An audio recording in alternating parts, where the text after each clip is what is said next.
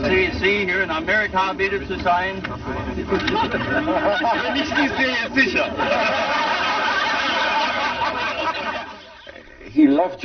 Et il adorait les histoires juives. Je lui en ai raconté beaucoup. Et ce que j'aimerais, ce que je voudrais le plus au monde, ce serait un enregistrement qui aurait capturé le rire d'Einstein lorsqu'il entendait une bonne histoire juive. Il riait et son rire ressemblait à l'aboiement d'un phoque rassasié. C'était un son vraiment très étrange. What do you think of prohibition, Professor? Ich trinke nicht, also ist mir das ganz gleich. He doesn't drink at all, so he is not interested in this question. It was like someone who C'était comme s'il avait cherché dans beaucoup de dimensions, que leur existence était éprouvée ou non, et saisi l'ensemble. Et c'est pour ça qu'il aimait tellement les puzzles.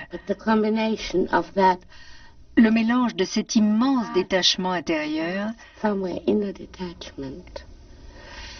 et de cet énorme engagement moral était une chose merveilleuse. Totalement incarné en un seul homme, et je crois que c'est rare.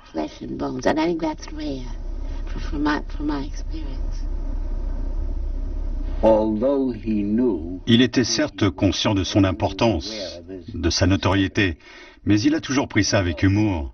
Il en riait et riait de lui-même.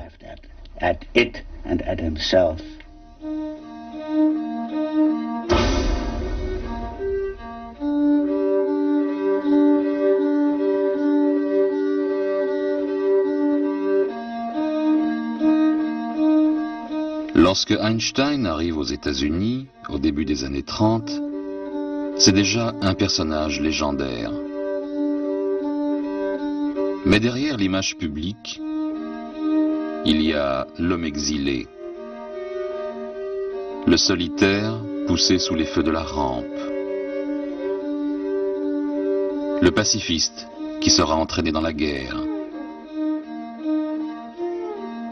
le scientifique qui croit en Dieu.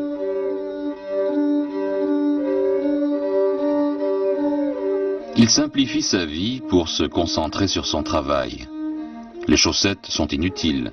Faire bouillir les œufs dans la soupe évite d'avoir à laver une casserole de plus. En dehors de son travail, ses plaisirs sont rares. La voile et son violon.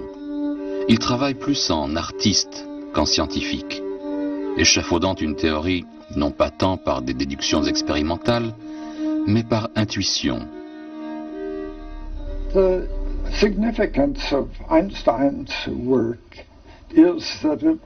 L'œuvre d'Einstein est véritablement essentielle à la compréhension de la nature de l'univers,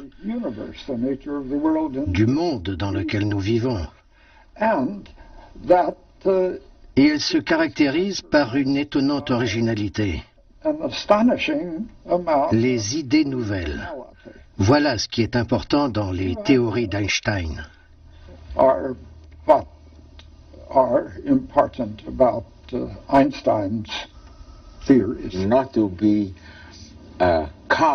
Ne pas craindre l'autorité, ne pas être effrayé par ce qu'ont dit les ancêtres. C'est une attitude qui consiste à regarder d'un œil neuf tout problème qui se pose à vous. Et de ce point de vue, on peut dire qu'Einstein a été le plus grand scientifique de tous les temps, car il a su poser les bonnes questions.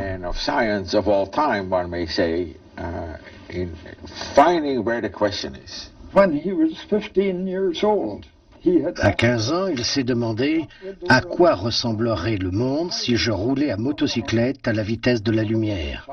Qu'est-ce que je verrais? Et il a répondu à cette question dans sa publication de 1905 sur la théorie spéciale de la relativité.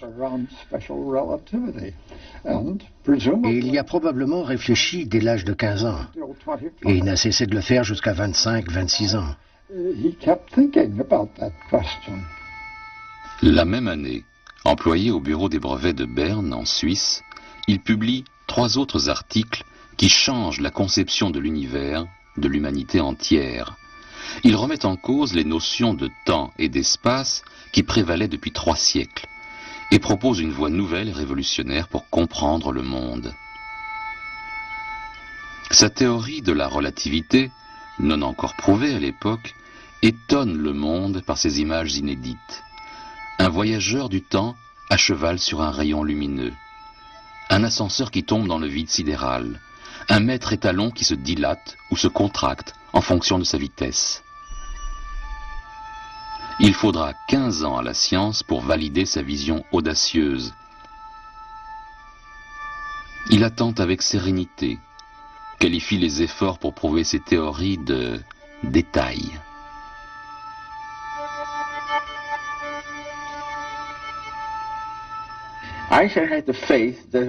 Einstein avait foi en la relativité. Mais d'où peut venir une telle foi? Parce qu'elle était simple, qu'elle était belle, et que c'était là les critères les plus importants pour lui. Plus, je pense, que pour tout autre scientifique. Plus important que tout autre critère imaginable.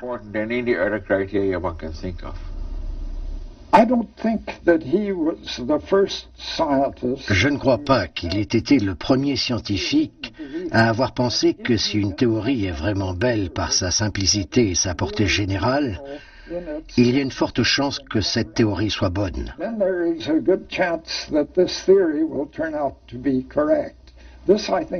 C'était pour lui un principe fondamental. Le monde physique a un sens et une beauté.